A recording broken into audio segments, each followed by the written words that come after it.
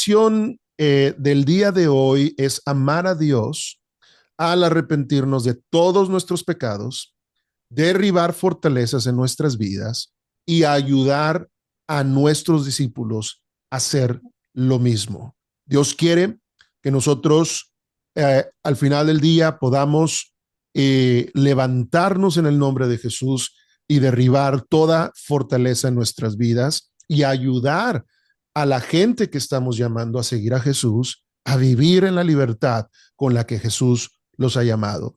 La Biblia enseña que para esto apareció el Hijo de Dios. Apareció para deshacer las obras de las tinieblas. Esa palabra deshacer, yo no sé si usted se puede imaginar unos nudos de cadenas que tienen que ser rotas, que tienen que ser quebrantadas. Bueno, la Biblia dice que para esto vino el Hijo de Dios, para deshacer las obras de las tinieblas. Este tema de la derribando fortalezas es un tema de quitarle el terreno a Satanás, que en algún momento tuvo acceso o tuvo autoridad para dominar.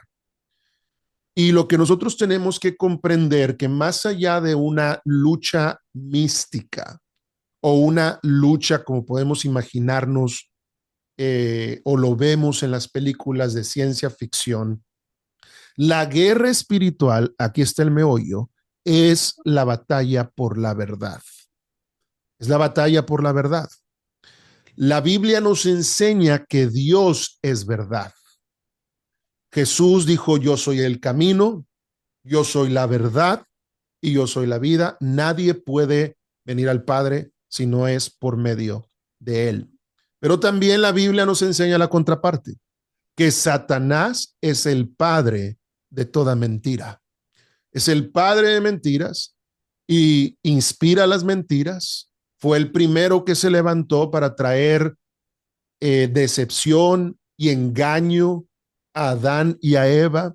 Y a través del engaño logra quitarle muchas veces la autoridad al Hijo de Dios y al creyente. Y también, en este caso, a los incrédulos los mantiene bajo su propia potestad. Entonces, lo que vemos aquí como otro fundamento bíblico es que Jesús edifica su iglesia sobre la base de la verdad revelada. Es muy importante que podamos comprender esto. La Biblia por sí misma, como logos, eh, naturalmente tiene poder, pero esa semilla es una semilla que tiene que encontrar una tierra, que es el corazón del hombre, que tiene que estar fértil para que esa semilla pueda germinar. Y en ese sentido es que Jesús edifica su iglesia sobre la base de la verdad, pero no solamente la verdad como tal, sino la verdad que ha sido revelada, la verdad que es descubierta en el corazón de las personas que la reciben.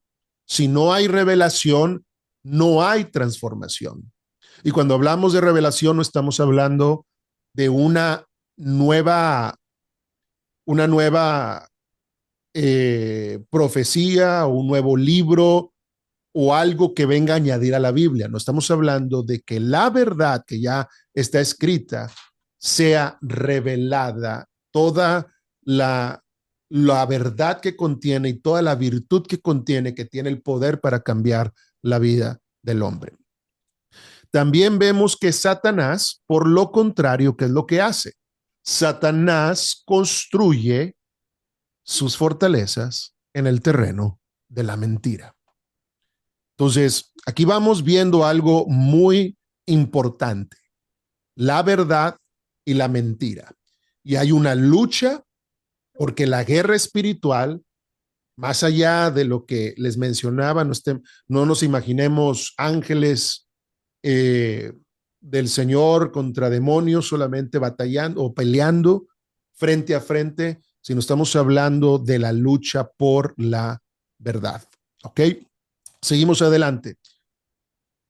El terreno de su vida es lo que usted cree y lo que usted hace. Ese es el terreno de su vida. En el sentido de lo que usted acepta en su corazón, lo que usted recibe en su mente, en su alma, en su espíritu, y lo que usted comienza a hacer. Allí se comienza a edificar su propia casa. Lo vemos en el ejemplo de la parábola de los dos constructores o de los dos cimientos diferentes. Pues Jesús edifica su reino en aquellas áreas de nuestra vida donde nosotros creemos y vivimos la verdad como se enseña en la palabra. Cuando usted cree la palabra, cuando usted la recibe y la empieza a poner por práctica, el Señor comienza a edificar su reino, es decir, su gobierno sobre su vida toma vigencia, se hace realidad, se materializa. Satanás, por lo contrario, puede construir fortalezas o murallas o muros en las áreas de nuestra vida donde creemos y vivimos las mentiras del diablo. Si, como usted se puede dar cuenta aquí, el diablo no crea nada. Lo que el diablo hace es que el diablo tergiversa, el diablo tuerce, el diablo manipula los principios establecidos por Dios. Sí, pero lo hace de forma invertida. Dios construye y edifica su reino sobre la verdad. Satanás construye y edifica su reino sobre la mentira.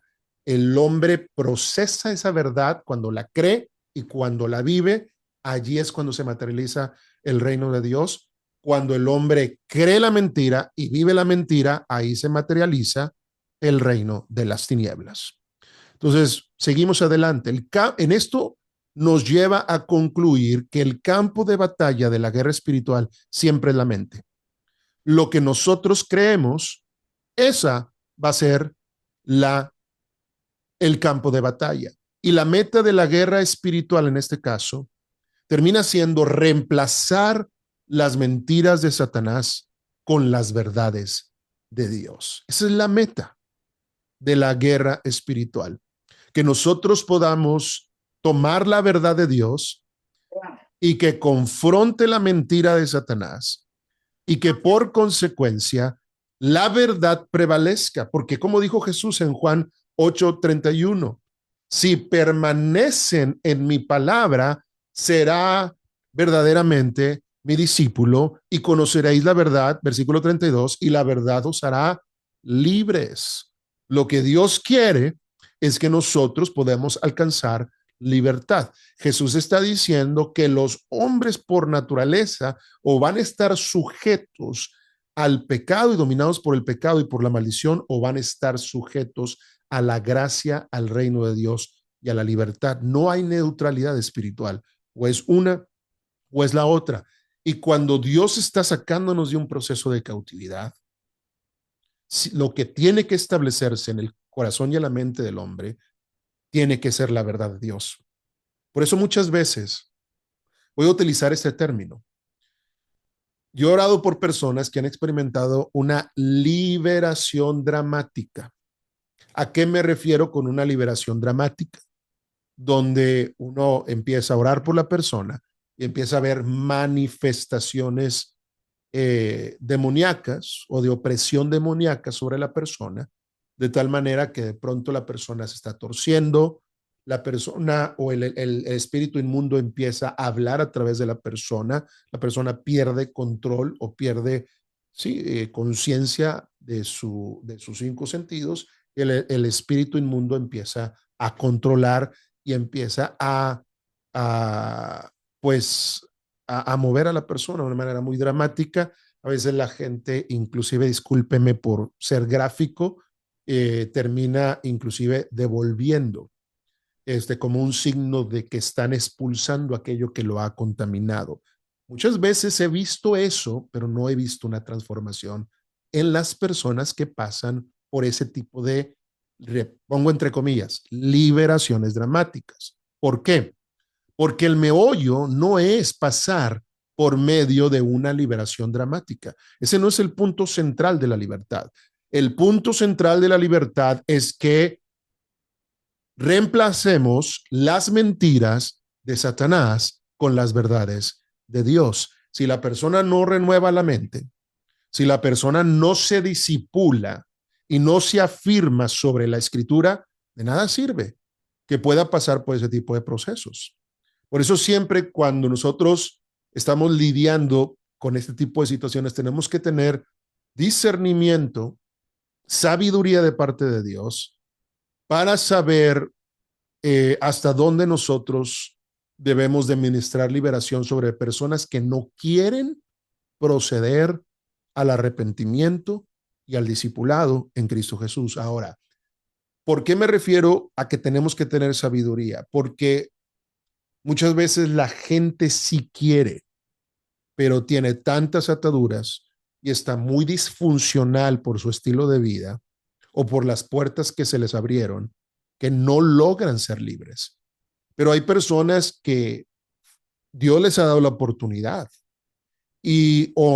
bueno, termino un poco lo que estaba diciendo anteriormente en el ejemplo, no tanto que no terminan de ser libres, sino se prolonga o se tardan más en poder alcanzar completa libertad. Sin embargo, también hay personas que Dios les ha dado la libertad y no permanecen por su propia voluntad, porque por su propia concupiscencia regresan a las prácticas que en algún momento abrieron las puertas que los llevó a las ataduras. Entonces nosotros tenemos que tener discernimiento, tener sabiduría y naturalmente mucha compasión y mucho amor para poder eh, entender hasta dónde vamos nosotros a ministrar ante ese tipo de situaciones. Lo que Dios quiere de nuestra vida es que podamos nosotros ser libres. Aquí la situación es que hay muchos cristianos que tienen fortalezas o ataduras y ni siquiera se dan cuenta. Entonces, aquí hay un debate teológico que yo quisiera ayudarles bíblicamente a resolverlo. La pregunta extrema que comúnmente se hace, y creo que es la incorrecta, es la siguiente. ¿Puede ser un cristiano, escúcheme bien, ¿puede un cristiano estar endemoniado? Yo sé que muchos van a decir absolutamente no. Yo mismo diría, claro que ningún creyente, discípulo cristiano debe de estar endemoniado, no puede estar endemoniado, porque la Biblia dice que nosotros somos templo del Espíritu Santo. Pero le voy a decir una cosa, esa no es la pregunta correcta. Porque independientemente de, de la posición teológica ante esa pregunta, lo que yo he visto en numerosas ocasiones es que definitivamente el cristiano y el creyente, y se lo voy a comprobar bíblicamente, puede ser influenciado y oprimido por un espíritu inmundo y por Satanás. Así es. No, la pregunta no es que si puede ser endemoniado o no. La pregunta es que si puede ser oprimido e influenciado por Satanás. Por ejemplo, vemos el caso de Pedro, que Pedro después, escúcheme bien, en Mateo 16, de haber dado aquella declaración tan tremenda, cuando Jesús les preguntó, ¿quién dice la gente que soy yo? ¿Y quién dicen ustedes que soy yo? Pedro dijo, tú eres el Cristo, el Hijo del Dios viviente. Y Jesús le dijo a Pedro, Pedro, no te lo reveló carne ni sangre, sino mi Padre que está en los cielos. Acababa Jesús de terminar eso, cuando Jesús les habla que era necesario para él ir a Jerusalén y padecer ante los ancianos de Israel. Y Pedro le reprimió, Pedro lo regañó a Jesús, como diciendo, esta situación no te va a acontecer. Jesús le dijo, apártate de mí, recuerden esas palabras, Satanás, porque no pones tu mirada en las cosas de Dios, sino pones tu mirada en las cosas de los hombres. Pedro minutos antes había sido inspirado por Dios mismo para declarar quién era Jesús. Minutos después estaba siendo influenciado por Satanás para ir en contra de lo que Jesús estaba enseñando. Entonces la pregunta no es si un cristiano puede o no ser, puede estar endemoniado. La pregunta correcta es, ¿puede un cristiano ser influenciado y oprimido por Satanás? Y la respuesta es sí. ¿Por qué? ¿Por qué? Porque el mundo, la Biblia nos enseña, puede tener efectos en nuestras vidas.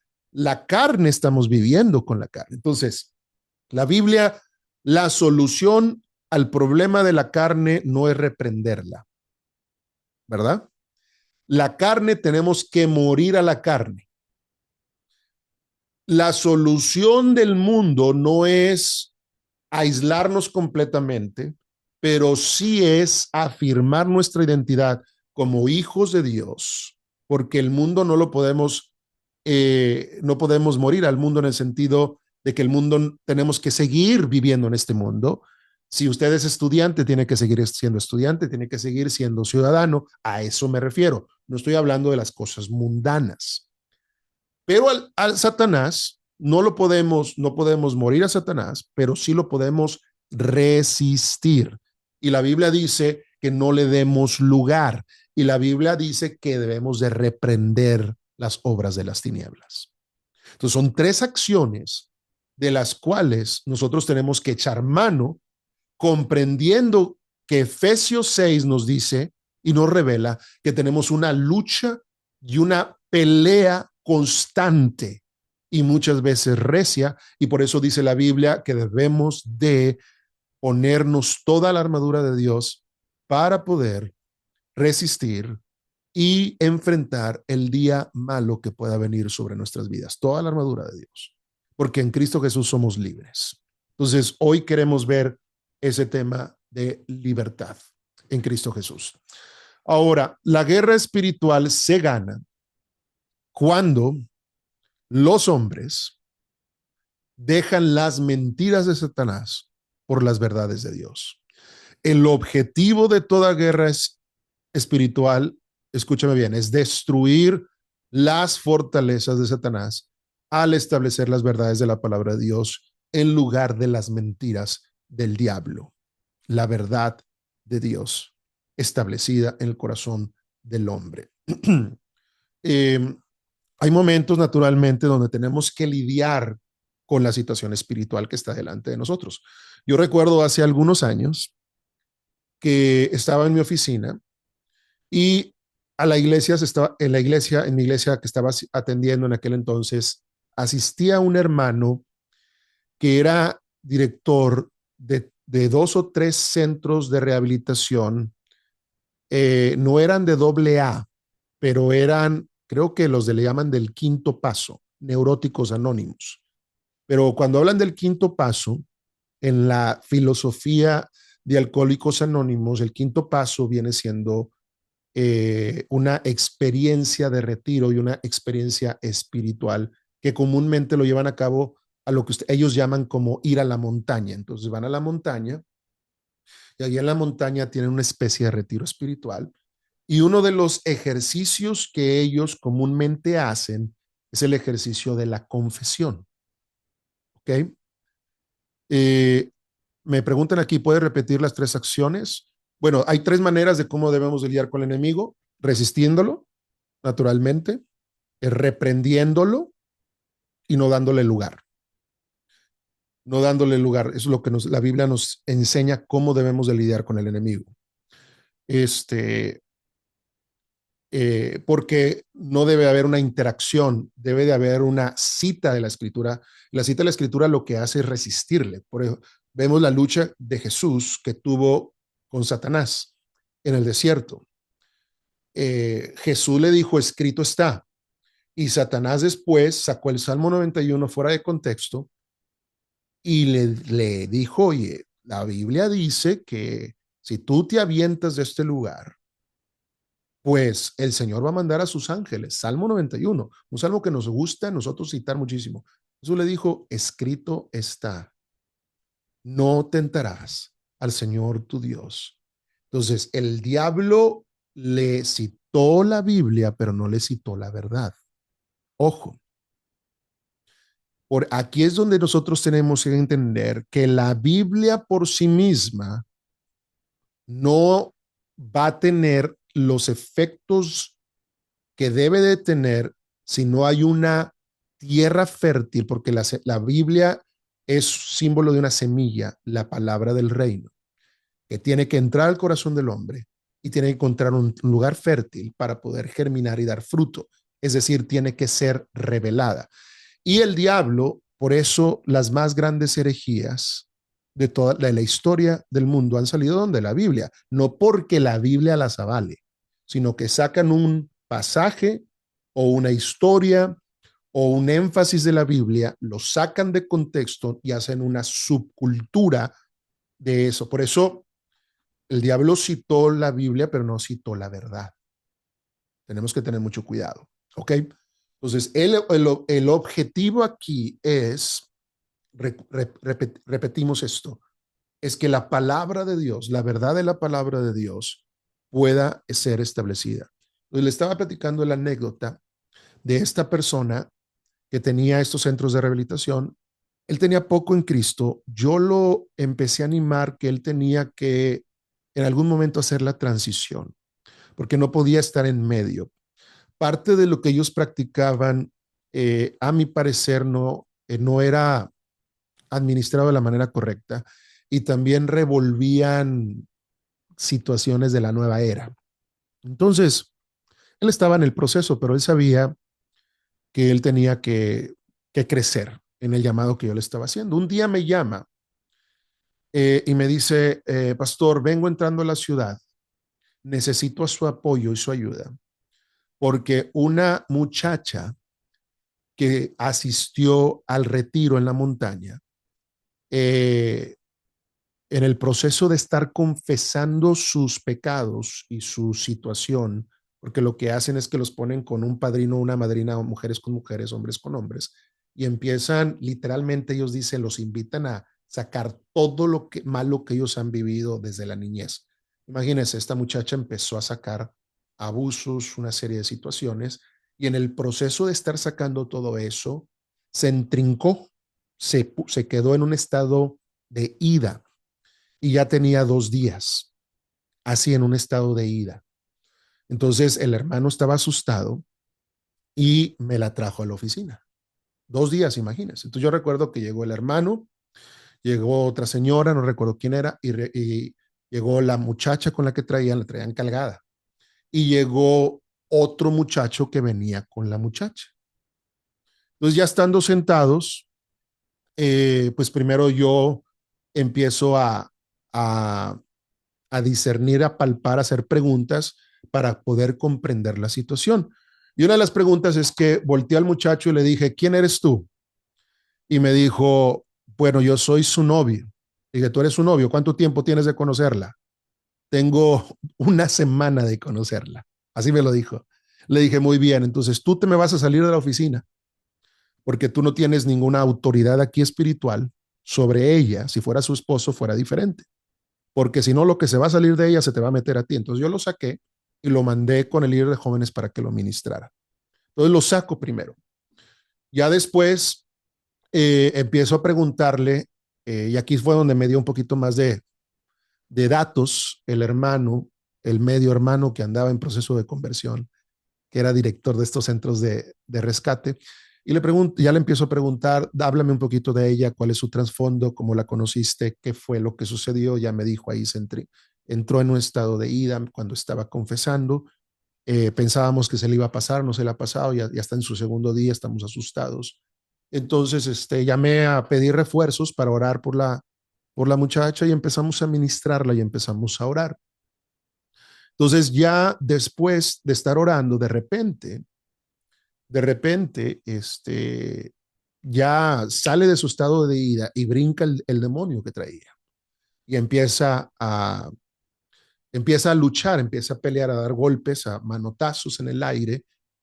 Ministramos, tomamos autoridad, echamos fuera el espíritu inmundo que la estaba controlando en ese momento y ya vuelve ella a sus cinco sentidos. Estando en sus cinco sentidos, ya llamo a todos los involucrados. Regreso al muchacho, a la sala. Y entonces les digo, tanto al director como a ella, como a él, como a la otra señora que los estaba acompañando, les dije, mira, aquí hay una situación. Estamos accediendo al mundo espiritual con los medios incorrectos. Y Jesús es el único camino. Jesús es la verdad y Jesús es la vida. Hoy, naturalmente, hemos intervenido porque Dios les ama, pero Dios en este momento los está llamando a todos al arrepentimiento, porque ustedes no pueden estar viviendo de esta manera. Ustedes se tienen de conocerse una semana y están viviendo pues prácticamente en unión libre y luego van a hacer este tipo de situaciones. Le digo a la muchacha, tú necesitas aprender quién eres tú en Jesús. Él te ama, Él quiere restaurarte, quiere que tú puedas conocer cuál es tu valor como persona para dejar este estilo de vida y con todo respeto, no abrirle las puertas a cualquier hombre, sino que tú puedas realmente conocer quién eres en Dios. Tú, joven, tienes que arrepentirte y buscar a Dios. Entonces ya los empecé a llamar a la verdad.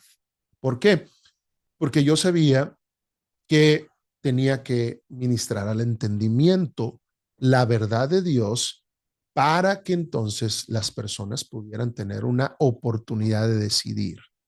Entonces, recuerden, esto es muy importante porque yo he visto que muchos cristianos están fascinados o se fascinan por las liberaciones dramáticas. Repito, a veces son necesarias y claro, son bíblicas aparte, porque así lo vemos en el Nuevo Testamento, lo vemos esas liberaciones dramáticas. Pero todo de la Escritura nos enseña que el fin de todo este proceso es que la verdad de Dios se establezca en los corazones de las personas.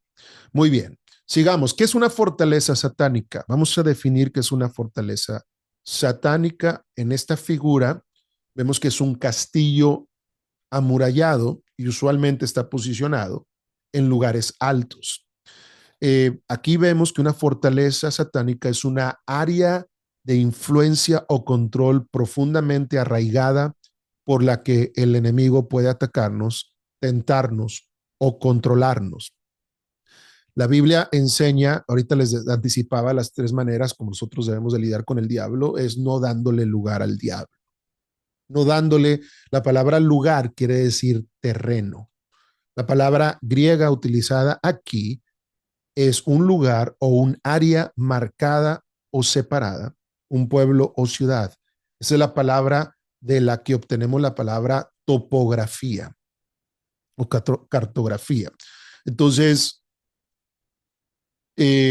una fortaleza satánica es un área de nuestras vidas que es controlada o utilizada por Satanás para sus propósitos en nosotros y en los que nos rodean.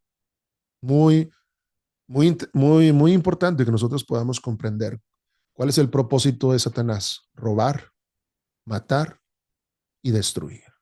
Jesús dijo en Juan 10:10, pero yo he venido para que tengan vida y para que la tengan en abundancia. La vida en abundancia es una vida de libertad, mis amados. El diablo quiere robar, quiere matar, quiere destruir, quiere robar la paz, quiere destruir los propósitos de Dios. ¿Por qué? Porque ese es por sí mismo la definición de quién es Él. La palabra Satanás quiere decir adversario. ¿Ok? Entonces, aquí hay un ejemplo que quizá no le vamos a encontrar mucho valor, pero prácticamente la fortaleza de Cochise era una fortaleza que se ubicaba de los nativos norteamericanos, se ubicaba en el área de lo que hoy en día es Arizona y estaban situados en un monte alto, esta fortaleza de estos indígenas, que les permitió por mucho tiempo darle muchos problemas al ejército norteamericano, porque ellos estaban posicionados en un lugar escondido y estaban posicionados en un lugar alto y un lugar estratégico para atacar. De hecho, esas son las características de una fortaleza. Aquí vemos que hay tres fuentes primarias de lo que es una fortaleza satánica, es decir, de dónde nacen, de dónde vienen. Ahorita respondemos a la pregunta, ¿cómo es el proceso de debilidad o fortaleza? ¿Cómo es que se establecen? Se establecen, bueno, por medio de la mentira, lo hablábamos al principio, que se cree, que se conceptualiza en la mente y en el corazón y luego que se manifiesta a través de lenguaje o comportamiento. ¿Ok? Ahora, las tres fuentes de primarias de fortalezas satánicas, eh, número uno es el pecado sin arrepentimiento. El pecado que no ha sido no solamente confesado, sino el pecado del cual la persona no se ha arrepentido. Muy importante, porque eso termina lo que un pecado oculto, un pecado sin arrepentimiento, lo que hace es que encierra a la persona, se encierra a la persona con el enemigo dentro de ella, él o ella. Y lo que sucede es que le da el control o el monopolio del debate a Satanás. ¿Qué es lo que pasa cuando el hombre confiesa su pecado y lo trae a la luz? Al traerlo a la luz, lo saca y entonces al sacarlo puede recibir ayuda de parte de Dios, pero mientras lo mantiene escondido, eso es lo que significa un pecado sin arrepentimiento, sin disposición a cambiar y volverse a Dios. Otra fuente de fortalezas satánicas son maldiciones generacionales. Las maldiciones generacionales es una situación real, mis amados. Y aquí es como el tema de diagnosticar enfermedades. Cuando uno va al doctor, el doctor lo primero que checa pues son el cuadro sintomático de la persona. Pero después del cuadro sintomático, del escuchar verbalmente qué es lo que le duele, qué es lo que siente, también hace preguntas del historial familiar. ¿Por qué? Porque hay una conexión generacional inclusive en las enfermedades que se transmiten de generación en generación. También el médico después hace una observación física, que abra la boca, saque la lengua, se asoma con ciertos aparatitos para observar si hay una patología. A veces no es suficiente el escuchar los síntomas, el observar los síntomas o analizar los síntomas, a veces tiene que mandar a hacer análisis. Y después llegan los análisis. Y a veces no solamente esos análisis arrojan otros indicadores, y esos indicadores abren la puerta a la necesidad de ir a otros análisis. ¿Está conmigo? ¿Qué quiere decir con esto? Que no todo va a ser pecado sin arrepentimiento, que no siempre todo van a ser maldiciones generacionales, que no siempre va a ser ceguera o ignorancia a la verdad, sino que hay nosotros como discipuladores, como hijos de Dios, tenemos que tener un criterio más amplio de, del campo de batalla al cual las personas se están enfrentando continuamente. ¿Está conmigo? Otra fuente primaria es la ceguera o la ignorancia a la verdad.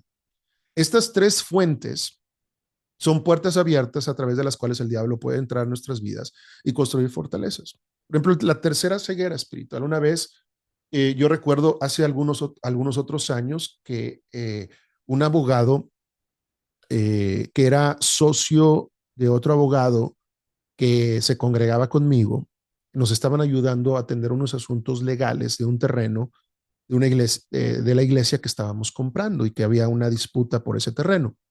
El caso es que este abogado, estando en mi oficina después de tener una junta y de hablar de los asuntos de litigio, él me hizo la pregunta, me dijo, oiga, pastor, ¿puedo consultarle algo? Entonces me externó que su familia, que vivía en un pueblo que estaba como a 1 hora de la ciudad donde estábamos ubicados, me dice, mi familia tiene experiencias extrañas en la casa. Y le pregunto qué tipo de experiencias, me dijo anormales, esa fue la palabra que utilizó. ¿Qué tipo de experiencias anormales? Bueno, pues que se caían los libreros, que se escuchaban voces, que de repente las repisas tumbaban cosas de las repisas.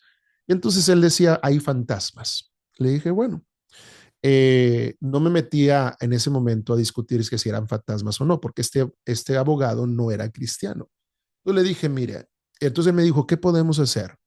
Le dije, ¿pueden venir tus papás, tu familia a platicar aquí? Me dijo, la verdad, sí. Le dije, ¿sabes qué? Vamos a hacer una cosa, los vamos a visitar. Entonces, eh, una nota muy importante es que este lugar, este rancho, este pueblo, era un pueblo donde había muy poca presencia evangélica, un pueblo muy idólatra y un pueblo donde había historia muy turbia de asesinatos y situaciones fuertes que se vivían en ese pueblo en particular. Entonces, con ese conocimiento, me llevé a un grupo de hermanos intercesores y líderes y fuimos porque la condición era que antes de orar por su casa, yo tenía que hablar con toda su familia, porque en mi mente era lo mismo. Tengo que presentarles el evangelio, porque yo le dije, nosotros no hacemos limpias, nosotros no barremos a nadie. ¿Se acuerda cuando lo barrían, le agarraban el huevito y lo barrían? El mío se le había bien cocido, casi salía ya listo para comerse, imagínense. Este, o cuando lo barrían con esas hojas y luego hacían un té bien amargo y para que se lo tomaran para curarlo de espanto, decían. Pero bueno, todo ese tipo de ocultismo y de hechicería, prácticas ancestrales de nuestras Américas, ¿no? Bueno, el punto es que fuimos a ese lugar y yo recuerdo, ya estaban todos reunidos, estábamos ahí en la sala o en el comedor más bien. Y yo estaba sentado en la cabecera y la señora que había matriarcado, yo noté inmediatamente que había matriarcado. Ella estaba sentada en la otra cabecera y todos los hijos y el esposo y otras personas estaban sentados alrededor, los hermanos puestos de pie, no cabíamos todos en la mesa, éramos como 15 personas. Entonces yo empiezo a compartirles ya después de saludar y romper el hielo, les empiezo a compartir un poco del evangelio. Y yo veía sus miradas que me veían a mí fijamente, pero yo comencé a discernir que ellos no estaban procesando y recibiendo lo que yo les estaba compartiendo. Entonces, al percatarme de eso, hice una pausa, les dije, quiero, quiero hacerles unas preguntas. Escúchenme con mucha atención el próximo minuto. Les voy a hablar cosas muy importantes de parte de Dios. Y después yo quiero que ustedes me digan lo que ustedes recibieron de parte de Dios y que me repitan con sus palabras un resumen de lo que yo les dije. Entonces, tomaba, por ejemplo, la parábola del sembrador, algo sencillo, ¿no? El sembrador salió con la semilla que representa la palabra de Dios y parte de la semilla cayó en tierra fértil, parte cayó entre espinos y abrojos, parte cayó entre piedras, parte cayó en el camino. Lo que Dios quiere enseñarnos a través de esta parábola es que nuestros corazones son el campo donde tiene que ser sembrada la semilla. Y si nuestros corazones no están limpios y no están dispuestos, no tanto listos, sino dispuestos a recibir la palabra de Dios, esa palabra va a quedar sin fruto, esa semilla va a quedar sin fruto. Así de sencillo, hacía una pausa y les decía, por favor, díganme un poquito de lo que Dios les está diciendo en este momento. Hermanos, de las 15 personas que estaban allí, ni uno podía articular ni un 10% de lo que yo les acababa de decir. Entonces yo dije, el diablo los tiene bien cegados. Había una oscuridad tremenda, donde yo me daba cuenta que mis palabras no entraban a su corazón. Entonces tuvimos que invertir, en este caso, el orden, y comenzamos a ministrar en el espíritu para poder permitir que la atmósfera cambiara, la condición de estas personas cambiara para poder recibir la palabra. Entonces, este tema de ceguera e ignorancia de la verdad es tremendo, es tremendo. Eh, y son cosas que inclusive muchas veces son maquilladas con la religiosidad.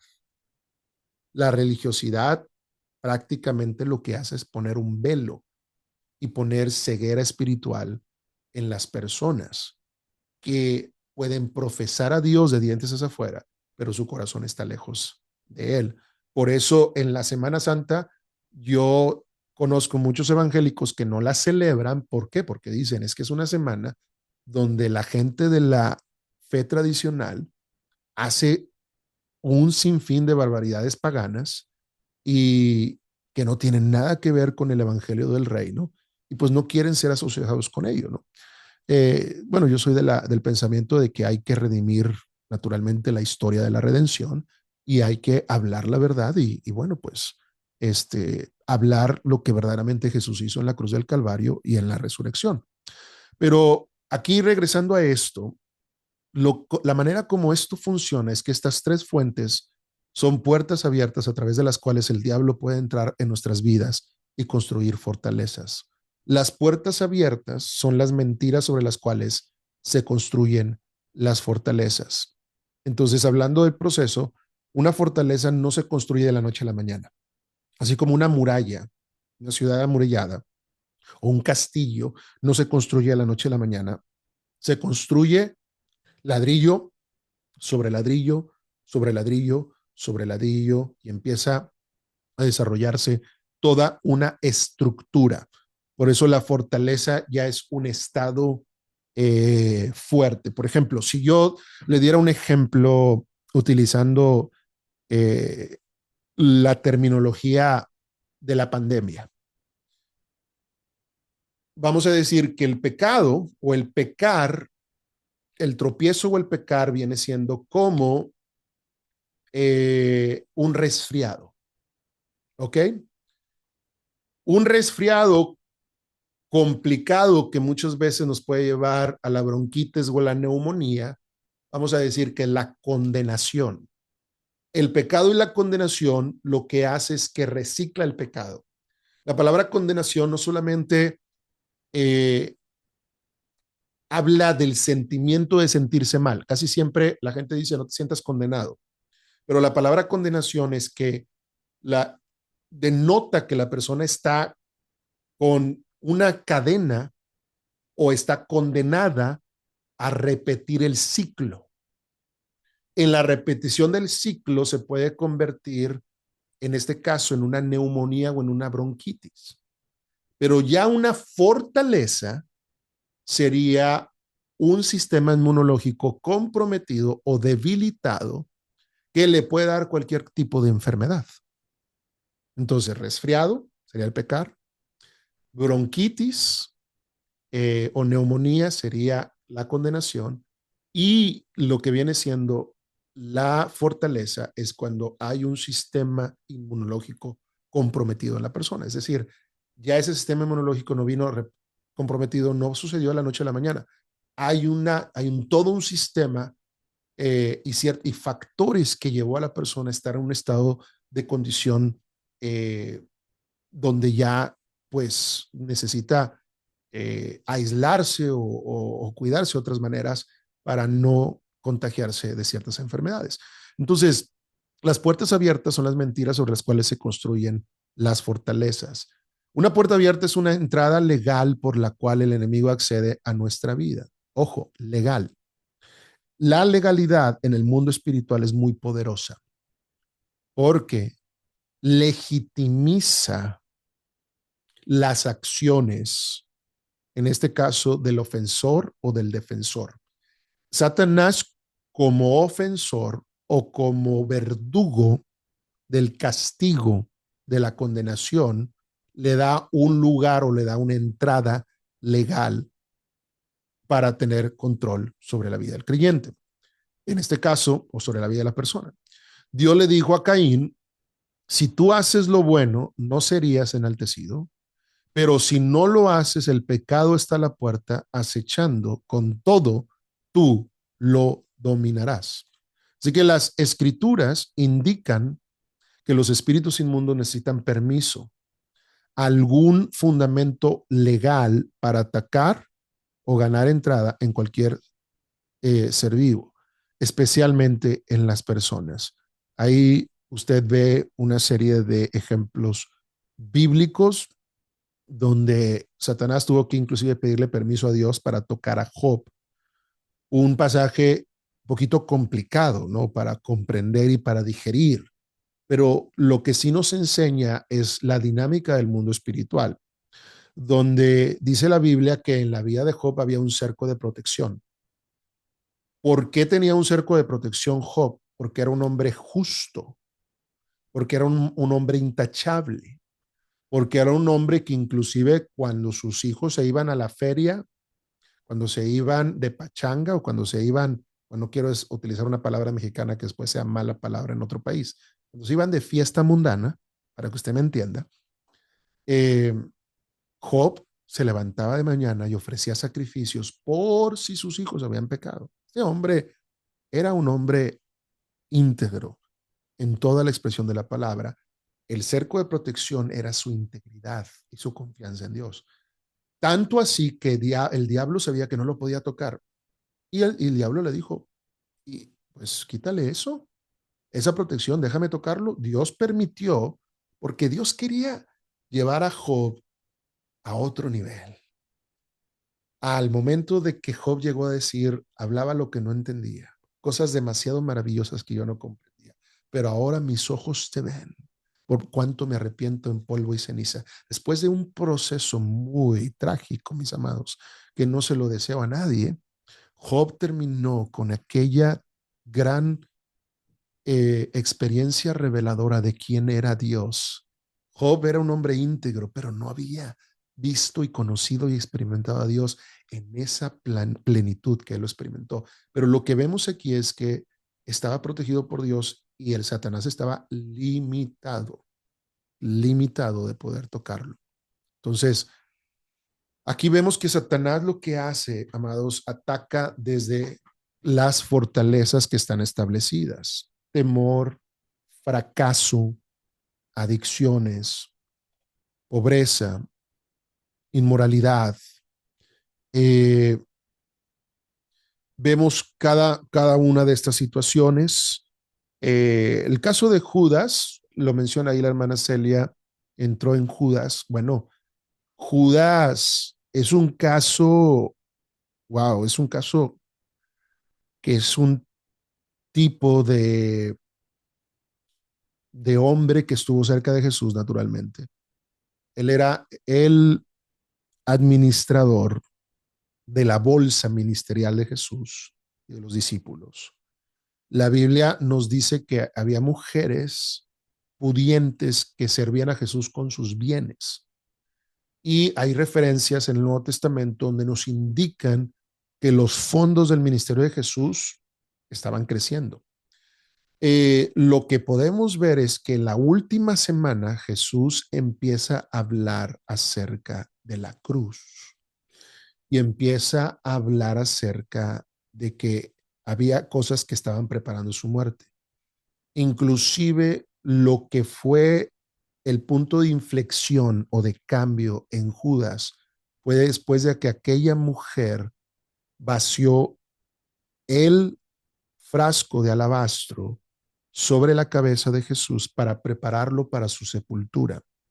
Dice la Biblia que se indignaron los discípulos porque valía 300 denarios, que era el equivalente a todo el salario de un año. Acá en los Estados Unidos, podríamos decir que equivalía a $18,000, salario de un año. $18,000. Y la Biblia hace una connotación, que la indignación de Judas era porque él sustraía dinero de la bolsa. porque Judas había visto que la inclinación y la tendencia del crecimiento ministerial de Jesús iba a la alza. Y Judas vio una oportunidad empresarial donde él se iba todavía a servir con la cuchara más grande. En el momento que se da cuenta que Jesús está hablando en serio y que Jesús empieza a decir es necesario que el grano de trigo caiga a la tierra y muera. Y se empiezan y Jesús los lleva a la última cena y les dice, ustedes no van a gobernar como los reyes de este mundo. Jesús empieza a darles un contraste de lo que es un verdadero siervo de Dios, que no pone su avaricia en las cosas terrenales ni en el dinero. Judas se da cuenta el contexto que llevó a Judas a traicionar a Jesús, un contexto que le robó a Judas sus expectativas que él tenía de seguir sustrayendo de la bolsa creciente del ministerio de Jesús. Y dijo, se me va a acabar el changarro, se me va a acabar el negocio. Y entonces fue que vendió a Jesús por unas monedas de plata. Por lo que él estaba haciendo, estaba agarrando su retiro y su salida del ministerio de Jesús para seguir con su propia ambición. Claro, en eso entró Satanás. En el momento que él concibió completamente la traición, lo hizo, lo entregó, pero posteriormente, al haber entrado Satanás, ¿qué es lo que hace Satanás? Y más aún a una persona que en algún momento ha estado con Dios. Le llaman el hijo de la perdición. Lo llevó a perderse. Tanto fue así que su muerte fue trágica. Terminó suicidándose, atormentado, no pudiendo contener la fuerza demoníaca que lo estaba oprimiendo en ese momento. Entonces, en el caso de Judas, pues es un caso muy, muy, muy extremo, ¿no? Muy extremo que no solamente lo llevó a entregar a Jesús, sino lo llevó hasta la muerte misma. Entonces, pero naturalmente en algún momento fue una fortaleza no arreglada que Judas pudo haber tenido la oportunidad de arreglar, pero no lo hizo. Según de los Corintios 10, del 3 al 5, podemos ver allí, la Biblia dice que nuestra lucha no es contra sangre, perdón, pues andamos, estaba yo pensando en Efesios 6, pues andamos en la carne, no militamos según la carne, porque las armas de nuestra milicia no son carnales, sino poderosas en Dios para la destrucción de fortalezas, derribando argumentos y toda altivez que se levanta contra el conocimiento de Dios y llevando cautivo todo pensamiento a la obediencia de Cristo. Las armas espirituales que nos ha dado el Espíritu Santo están diseñadas específicamente para destruir las mentiras de Satanás. Entonces, disculpen, aquí se me salió un poquito de control. Muy bien. Aquí vemos que hay armas, recursos, equipamiento que Dios nos ha dado para poder enfrentar esta fuerza demoníaca, que cuando no dependemos de la gracia de Dios, amados, sí puede ser más fuerte que nosotros. Pero cuando dependemos de la gracia de Dios y cuando ya no vivimos nosotros, Satanás no es más fuerte que Jesús y mucho menos más fuerte que el Espíritu Santo y que el poder de la palabra. La clave es rendición absoluta a los pies de Jesús para que ya no viviendo nosotros, sino Cristo en nosotros, podamos nosotros permanecer en la libertad con la que Cristo nos ha hecho libres y poder derribar y destruir todo argumento, toda lógica. De hecho, la palabra argumento en el original habla de lógica. A veces nuestra lógica humana quiere decir cuando nosotros armamos una lógica que justifica nuestra postura pecaminosa o nuestra inclinación pecaminosa.